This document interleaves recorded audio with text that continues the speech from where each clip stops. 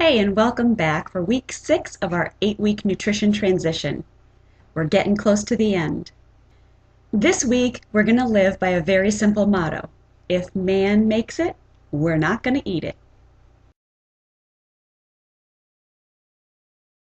So for this week, we're going to focus on whole, clean foods and avoiding processed foods like breads, salad dressings that you don't make, cheese, lunch meats, pretty much anything with preservatives.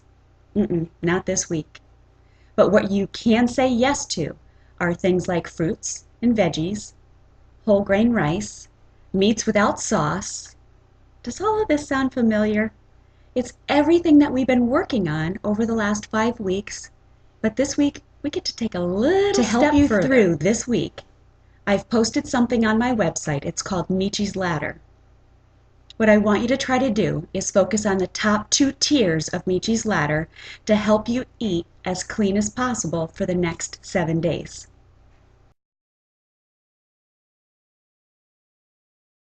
Let me share a little story with you about how I know that this is easier than it sounds.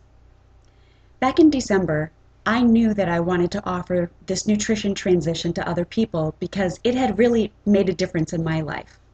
And back at that point, I hadn't gone quite to this step, but I knew that if I was going to expect other people to do it, I had to do it myself. I wanted to know that it could be done. So I was talking to my husband about offering this transition, and we also talked about trying it as sort of a New Year's resolution.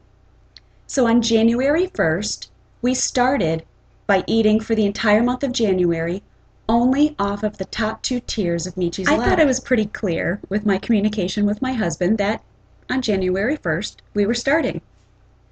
Until about 2 weeks into the whole thing, he looks at me and he says, "So when are we starting this nutrition thing?" And I had to laugh because they don't call him Chowin' Cowan for nothing. This is a guy who loves his food. So if a guy like that can go 2 weeks with just following the top 2 tiers of Michi's Ladder and not be negatively impacted by it or even realize that he's going through it, anybody can do it. And we did it for an entire month. Now I'm asking you to do this for 7 days. Actually, only for 6, because instead of giving you one cheat meal, I'm giving you an entire cheat day. That is your reward for a life well lived. Use it any way that you want to for that one day. And this week's focus is that nuts make great snacks.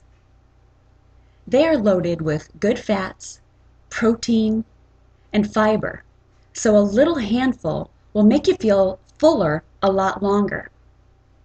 And it's great for on the go.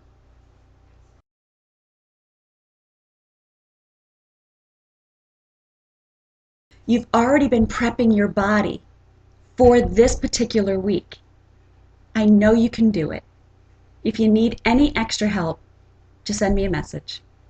I'll see you again next week.